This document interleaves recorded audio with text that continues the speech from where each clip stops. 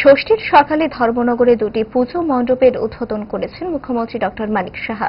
উদ্বোধনের তালিকায় ছিল রামকৃষ্ণ আশ্রম ও কালী মন্দির পুজো কমিটির পুজো মণ্ডপ।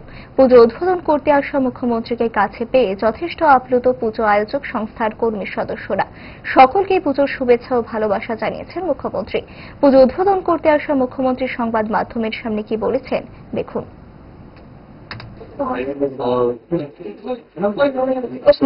দুর্গা পুজো তো হবে না, দুর্গা পূজা শুরু হয়ে গেছে। বিভিন্ন মণ্ডপ করেছি। আজকে ঠিক করলাম যে ষষ্ঠীর দিনে এখানে চলে আসবো।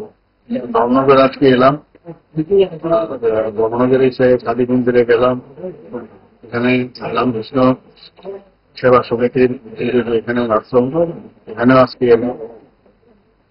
মার কাছে প্রার্থনা করেছি সারা ত্রিপুরাবাসী যেন ভালো থাকতে পারে, সুস্থ থাকতে পারে, মঙ্গল কামনা করেছি।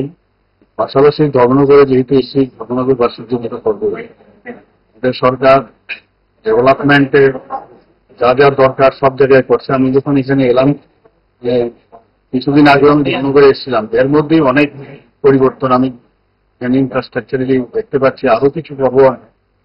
আমার এটা ধর্মনগরে আমার একটা টার্গেট আছে যে কিছু কিছু শহর যেগুলোকে আমরা টার্গেট করেছি একটার পর একটা, সেটাকে ডেভেলপমেন্ট কিভাবে করা যায় সেই বিষয়ে আমরা সেটা শিক্ষা ক্ষেত্রেই হোক, স্বাস্থ্যের ক্ষেত্রেই হোক, খেলাধুলার ক্ষেত্রেই হোক, এগ্রিকালচারের দিকে সব দিক দিয়ে আমরা চাইছি সব কটাই যেন সাব ডিভিশন এবং ডিস্ট্রিক্ট সবটাই যেন ডেভেলপ।